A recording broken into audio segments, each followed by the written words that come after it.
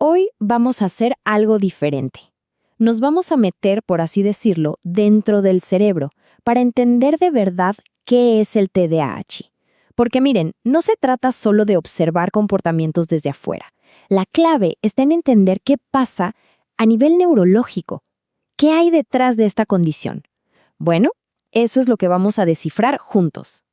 A ver, para empezar, hay que dejar algo bien claro desde ya. El TDAH no es, y repito, no es una elección de comportamiento. No es portarse mal o no querer concentrarse. Las investigaciones lo definen como una condición del neurodesarrollo. ¿Y eso qué significa? Pues que sus raíces están en la biología misma, en cómo está construido el cerebro y en cómo sus neuronas se mandan mensajes químicos. Este es el pilar de todo lo que vamos a ver hoy. Perfecto. Empecemos entonces. Nuestra primera parada, una mirada profunda al TDAH.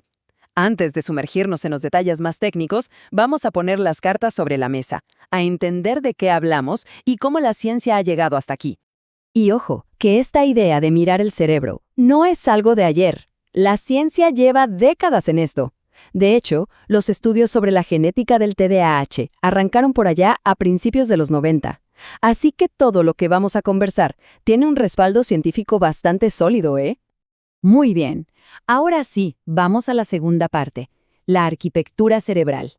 Pensemos en esto como el hardware, los componentes físicos del cerebro. Aquí es donde vamos a ver las diferencias estructurales, las que se pueden, medir y observar. Y es que los estudios de neuroimagen son clarísimos.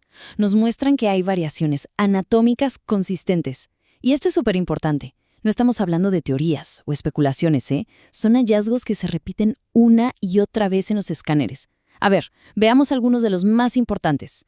El primer punto, el cerebelo. Mucha gente piensa que solo sirve para el equilibrio y el movimiento, pero ¿qué va? Es crucial para un montón de funciones cognitivas. Y bueno, uno de los hallazgos es que en personas con TDAH, esta área a menudo presenta un tamaño más reducido. Ahora, hablemos del puente. Literalmente, el cuerpo calloso es como la superautopista de información que conecta a los dos hemisferios del cerebro. ¿Y qué pasó aquí? Los estudios sugieren que en el TDAH este puente puede ser un poco más delgado y su cableado, o sea, la materia blanca, menos denso. Imaginen lo que eso implica para la comunicación entre un lado y otro del cerebro. Pero no todo es el tamaño o la forma. También importa la actividad, la energía. Con una tecnología llamada PET, se ha visto que las regiones frontales del cerebro, que son como el director de orquesta para planificar y tomar decisiones, en personas con TDAH muestran un metabolismo más bajo. Es como si esa parte del cerebro estuviera funcionando a media máquina, con menos combustible. Ok, con eso cerramos la parte del hardware. Ahora nos toca meternos con el software. Vamos a la tercera sección, los mensajeros químicos. Estamos hablando de los neurotransmisores, esas moléculas que son la base de toda comunicación entre neuronas. Resulta que hay 3 sistemas de mensajeros que parecen estar, desregulados en el TDAH.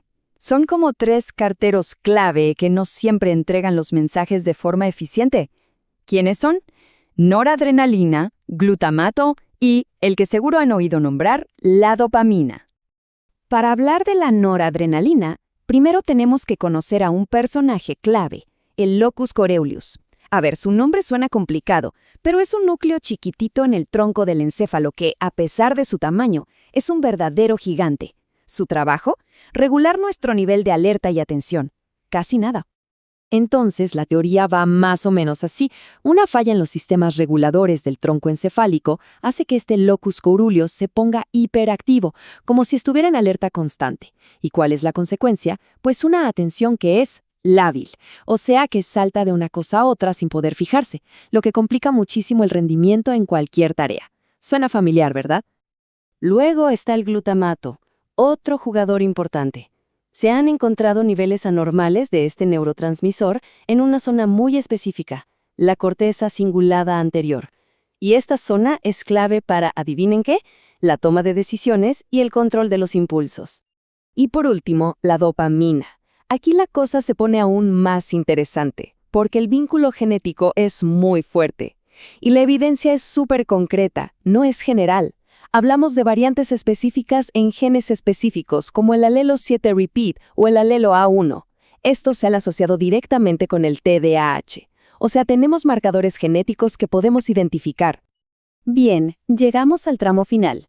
Ya vimos el hardware y el software. Ahora toca conectar los puntos. En esta última sección, vamos a ver cómo toda esta biología, todas estas diferencias se traducen en el comportamiento y la experiencia de vivir con TDAH. Y claro, esta es la pregunta del millón, ¿no? Está muy bien hablar de estructuras y químicos, pero ¿cómo se ve todo esto en el día a día? ¿Cómo se siente?